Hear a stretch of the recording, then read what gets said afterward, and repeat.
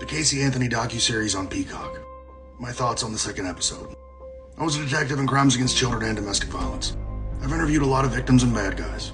There are patterns in how people are truthful and how they are deceptive. Usually in cases there's one or two things that are problematic. Just looking at her body language and word selection, it's a carpet bombing of red flags. The show has an intention of swaying you in a different direction.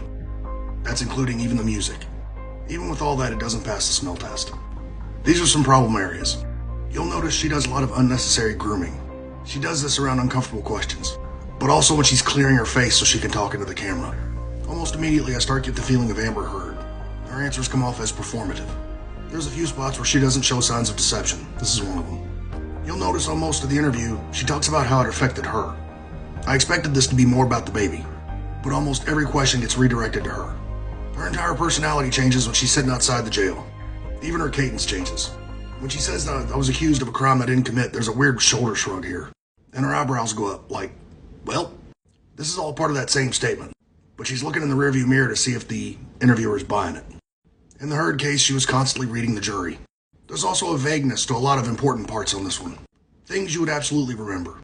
But the things that are unimportant or non-incriminating, she's very specific. During this whole sequence, when she says she had a conversation with her dad, she's shaking her head no. She just stated that her dad said she'd see her kid soon. She's putting emphasis on it to make sure that you buy it. When you're physically afraid of another human being. Not, I was afraid. She's explaining a scenario, not what happened to her. This is cry acting, in my opinion. It's much like this cry acting. She's also checking to see if the interviewer buys it. You ever been crying so hard you try to cover your mouth? Have you ever seen anybody do this in real life? Or just in the theater? To do this is natural. This shows the underside of the wrist, a sign of being vulnerable. She could have just as easily done this. She does it again in the beginning, along with the fake cry.